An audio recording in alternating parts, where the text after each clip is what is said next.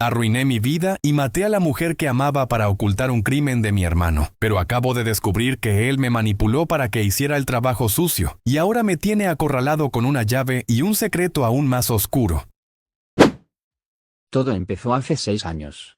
En ese entonces, mi vida era un desastre, pero un desastre común. Tenía deudas, un trabajo que odiaba y una relación que se estaba desmoronando con una mujer llamada Claudia. No nos llevábamos mal, simplemente nos habíamos convertido en muebles el uno para el otro. Un martes cualquiera, recibí una llamada de mi hermano menor, Marcos. Marcos siempre fue el brillante de la familia. El que sacaba becas, el que viajaba, el que todos pensaban que llegaría lejos. Pero esa noche, su voz sonaba rota. Me pidió que fuera a su apartamento de inmediato. No me dio explicaciones, solo dijo que si no iba, su vida se terminaba esa misma noche. Cuando llegué, el lugar olía a hierro y a productos de limpieza baratos. Marcos estaba sentado en el suelo de la cocina, con las manos temblando tanto que no podía sostener el cigarrillo que intentaba fumar. En el dormitorio, sobre la alfombra que nuestra madre le había regalado por su graduación, estaba el cuerpo de una chica. Se llamaba Lucía. Yo la conocía, era su novia desde hacía un par de meses. Marcos juraba que fue un accidente. Una discusión, un empujón, un golpe desafortunado contra la esquina de la cómoda. No voy a entrar en detalles técnicos sobre cómo se veía, porque esa imagen es la que me despierta a las 3 de la mañana cada noche desde entonces. El punto es que Lucía estaba muerta y mi hermano, el futuro de nuestra familia, el orgullo de mis padres, estaba a un paso de la cárcel de por vida. No puedo ir a la cárcel, no hay, repetía una y otra vez. Y yo, en lugar de llamar a la policía como cualquier persona cuerda, hice lo que he hecho toda mi vida, protegerlo. Porque eso es lo que nos enseñaron, ¿verdad? La familia es lo primero. Pasamos las siguientes 6 horas limpiando. Es increíble lo que uno puede aprender en internet si sabe buscar, y lo que el instinto de supervivencia te dicta cuando el tiempo corre. No fue como en las películas. Fue aburrido, tedioso y asquerosamente físico. Usamos lejía, mucha lejía. Desarmamos parte del mobiliario. Y al final, tuvimos que deshacernos de ella. Teníamos una casa de campo familiar en una zona casi abandonada, a 3 horas de la ciudad. Mi padre la había comprado como inversión, pero nunca la terminó. El terreno era pura maleza y tierra dura. Allí fue donde la dejamos. Enterrada bajo lo que algún día iba a ser el porche de una casa de ensueño que nunca se construyó. Lo más inquietante no fue el acto en sí, sino lo que vino después. La normalidad. Al día siguiente fui a trabajar. Saludé a mis compañeros, me quejé del café, envié correos electrónicos. Marcos hizo lo mismo. Durante las primeras semanas, el miedo era una presión constante en el pecho, pero luego, el miedo se convirtió en rutina. Lucía fue reportada como desaparecida. Vinieron preguntas, vinieron policías, vinieron los padres de ella a llorar a nuestra puerta. Marcos actuó como el novio devastado. Lo hizo tan bien que incluso yo llegué a dudar de si lo que recordaba era real. Él lloraba con ellos, ayudaba en las brigadas de búsqueda, pegaba carteles con su cara en las farolas. Verlo abrazar a la madre de Lucía, sabiendo que las manos que la sostenían eran las mismas que la habían arrastrado por un pasillo oscuro, fue la primera vez que sentí que algo en mi interior se quebraba definitivamente. Pero aquí es donde la historia se tuerce de verdad. Porque no se trata solo de un cadáver oculto. Se trata de lo que esa mentira me obligó a hacer para mantenerla a salvo. Meses después de la desaparición, Claudia, mi pareja, empezó a sospechar. No de la muerte de Lucía, sino de mí. Ella notaba mis ausencias, mis ataques de ansiedad, el hecho de que me quedara mirando a la nada durante horas. Un día, cometí el error de dejar mi teléfono desbloqueado. No había fotos del cuerpo, por supuesto, pero había mensajes. Mensajes entre Marcos y yo que, aunque crípticos, no dejaban mucho a la imaginación si sabías qué buscar. ¿Está todo en orden en la finca? ¿Crees que alguien haya visto el coche? No podemos volver ahí en mucho tiempo. Claudia me confrontó una noche de lluvia. Tenía el teléfono en la mano y los ojos rojos. Me preguntó qué significaba eso. Me preguntó si Marcos estaba metido en drogas y si yo lo estaba encubriendo. Y yo, por un segundo, quise decírselo. Quise soltar todo el peso y que ella me ayudara a cargarlo. Pero vi su cara, vi su integridad, y supe que si se lo decía, ella llamaría a la policía. No porque me odiara, sino porque era lo correcto. Y yo no podía permitir que Marcos cayera. No después de todo lo que habíamos pasado. Así que le mentí. Le dije que Marcos tenía una deuda con gente peligrosa, que yo lo había ayudado a esconderse y que estábamos pagando ese dinero poco a poco.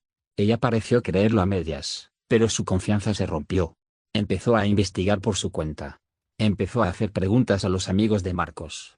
Empezó a acercarse demasiado a la verdad sin siquiera saber qué verdad estaba buscando. Una tarde, Claudia me llamó emocionada. Dijo que había encontrado algo. Algo sobre el coche de Marcos que no cuadraba con la versión que él le había dado a la policía sobre la noche que Lucía desapareció. Dijo que iba a ir a hablar con el detective encargado del caso porque era lo mejor para nosotros, para quitarnos ese peso de encima. En ese momento supe que Claudia se había convertido en un problema. Un problema que ponía en riesgo no solo a Marcos, sino también a mí. Porque si él caía, yo caía con él por complicidad, obstrucción y ocultamiento de cadáver. No intenté detenerla por teléfono. Sabía que si gritaba o me desesperaba, ella confirmaría que había algo mucho más grande detrás de mis mentiras. Le dije, con la voz más calmada que pude fingir, que tenía razón. Que lo mejor era ir a la policía juntos, que yo pasaría a recogerla por su oficina en 20 minutos y que acabaríamos con esto de una vez por todas. Colgué. Mi corazón latía con una fuerza que me hacía doler los oídos. No fui a su oficina. Fui a su casa. Sabía que ella saldría antes para esperarme en la acera. En el trayecto, mi mente funcionaba a una velocidad aterradora. Ya no pensaba en la moral, ni en el amor que le tenía a la mujer con la que había compartido 4 años de mi vida. Solo pensaba en la logística. En cómo detener el efecto dominó que ella acababa de activar. Cuando llegué, ella estaba ahí, con su bolso al hombro y una carpeta con notas que había estado recolectando. Se subió al coche con una expresión de alivio. «Estoy orgullosa de ti», me dijo. Me dio un beso en la mejilla que me quemó como si fuera ácido. No fuimos a la comisaría. Le dije que Marcos me había llamado justo antes de que yo llegara a por ella, que estaba en la finca, que se había enterado de que íbamos a hablar y que amenazaba con quitarse la vida. Fue una mentira burda, pero en el estado de agitación en el que estábamos, ella la aceptó. Claudia siempre tuvo un complejo de salvadora. El viaje de 3 horas hacia la finca fue el más silencioso de mi vida. Ella intentaba hablar, darme ánimos, decirme que todo saldría bien, que la verdad nos haría libres.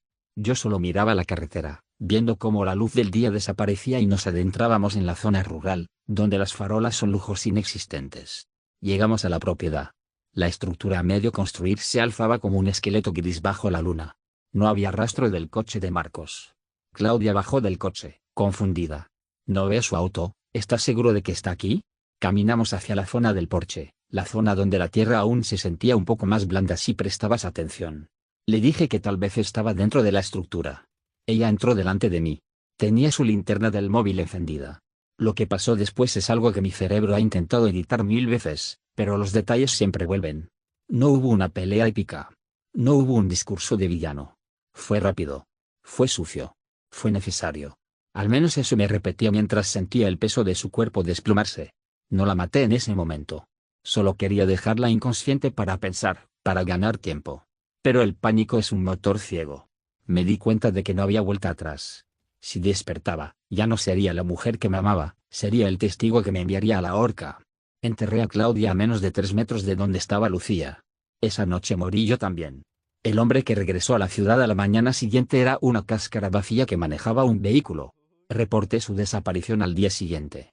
Dije que habíamos discutido, que ella estaba obsesionada con el caso de Lucía y que se había ido de casa diciendo que necesitaba espacio. Como ya había una historia de inestabilidad emocional que yo mismo me encargué de sembrar en sus amigas semanas antes, diciendo que Claudia no dormía bien, que estaba paranoica, la policía no sospechó de mí de inmediato. Pero aquí es donde la verdadera oscuridad comienza a filtrarse. Pasaron 2 años. La investigación sobre Lucía se enfrió. La de Claudia fue archivada como una posible desaparición voluntaria o un suicidio en algún lugar desconocido. Marcos se mudó a otra ciudad, se casó y tuvo un hijo. A veces nos vemos en Navidad. Nos miramos a los ojos y vemos el abismo, pero nunca, ni una sola vez, hemos vuelto a hablar de lo que pasó. Es un pacto de sangre y silencio.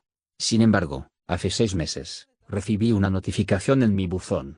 El Estado iba a expropiar parte de los terrenos de la finca familiar para ampliar la carretera secundaria. El mundo se me vino abajo. Si las excavadoras entraban ahí, encontrarían los restos.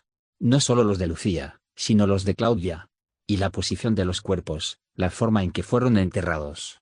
No habría forma de explicar eso como un accidente de mi hermano. Fui a la finca de noche, solo. Llevaba semanas sin dormir, viviendo a base de café y pastillas para la ansiedad. Mi plan era exhumar los cuerpos y trasladarlos. Es algo que suena posible en las películas, pero la realidad es una pesadilla física. La tierra se compacta. Los cuerpos. Los cuerpos no son lo que esperas después de tanto tiempo. Empecé a cavar donde recordaba que estaba Lucía. Trabajé durante horas bajo la lluvia, con una pala que parecía pesar 1 tonelada. Cuando finalmente llegué a algo, no eran restos humanos. Era una caja de plástico sellada con cinta aislante. La abrí con las manos temblando. Dentro no había un cadáver.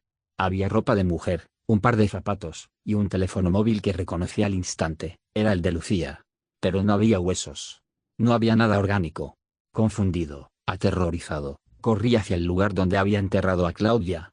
Caí con una desesperación maníaca, llorando, pidiendo perdón al aire. Después de 1 metro de profundidad, encontré lo mismo. Otra caja de plástico. Dentro estaba el bolso de Claudia, sus llaves, y su carpeta de notas. Nada más. Me desplomé en el agujero, cubierto de barro, respirando el olor a tierra mojada. ¿Cómo era posible? Yo los puse ahí. Yo sentí el peso. Yo cubrí los rostros con tierra. Entonces, mi teléfono vibró en el bolsillo.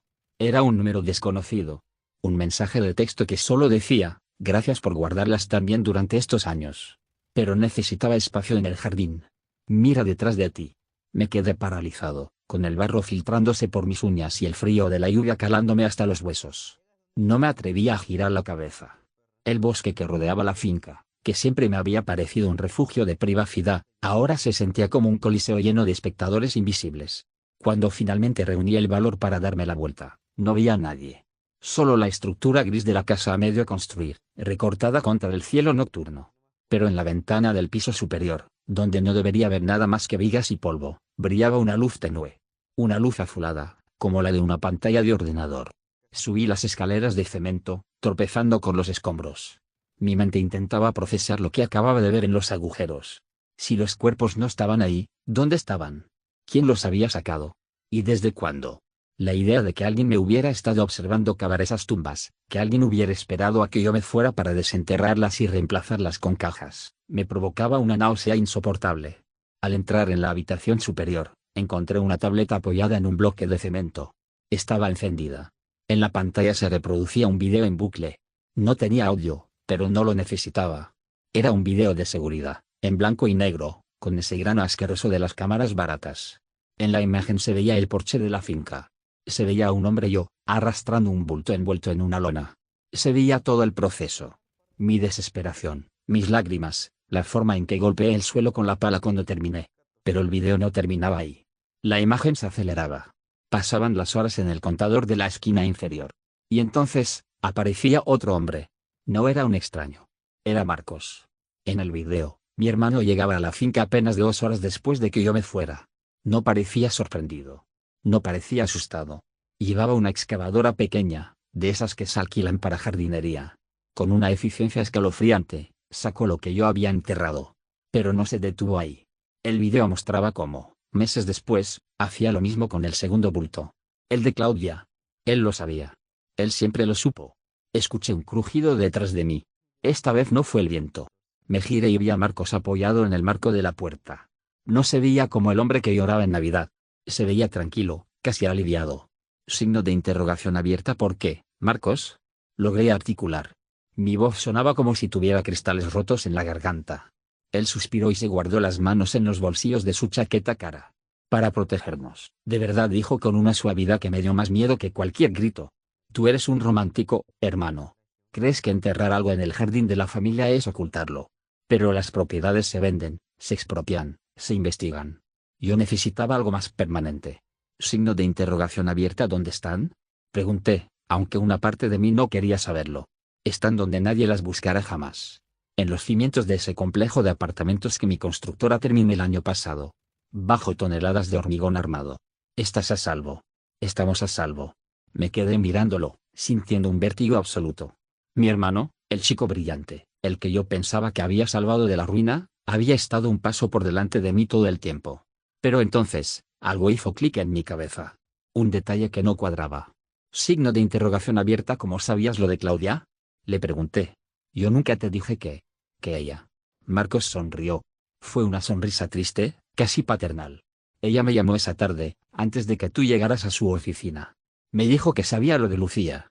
Me dijo que iba a decírtelo a ti para que ambos fuéramos a la policía. Me pidió que me entregara.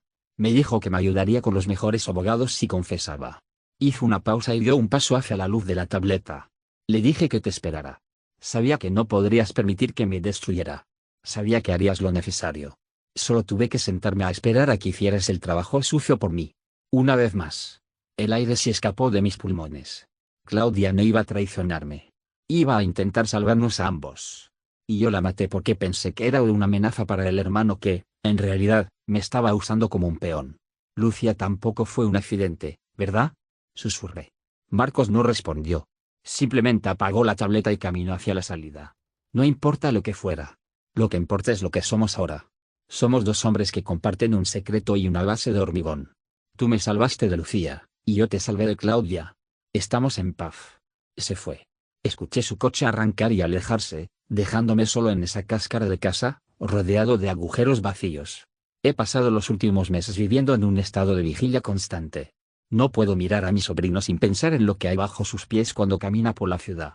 No puedo dormir porque, cada vez que cierro los ojos, veo la cara de Claudia cuando me dio ese último beso en la mejilla, pensando que yo era el hombre bueno que iba a hacer lo correcto. Lo peor no es el miedo a la policía. Ya no. El Estado expropió la finca, cavaron, y no encontraron nada. Legalmente, soy libre. Pero hace 3 días, encontré un sobre debajo de mi puerta. No tiene remitente.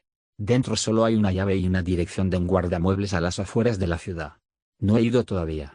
Tengo miedo de lo que Marcos haya decidido guardar ahí para asegurarse de que yo nunca, jamás, piense en confesar. Porque ahora entiendo cómo funciona él. Él no entierra los problemas para olvidarlos. Los guarda como munición. Estoy sentado en mi salón, con la llave sobre la mesa, escribiendo esto porque si algo me pasa, si decido que ya no puedo cargar con esto, alguien tiene que saber que bajo el edificio Mirador del Valle, en el sótano B, hay algo que no es parte de la estructura. No busco perdón. No lo hay para alguien como yo. Solo quería que alguien lo supiera antes de que yo tome la decisión de usar esta llave. O de dejar que la llave me use a mí. ¿Qué harías tú? ¿Abrirías la puerta sabiendo que lo que hay dentro podría ser la prueba de tu propia condena, o vivirías el resto de tu vida siendo el perro fiel de un monstruo que tú mismo ayudaste a crear?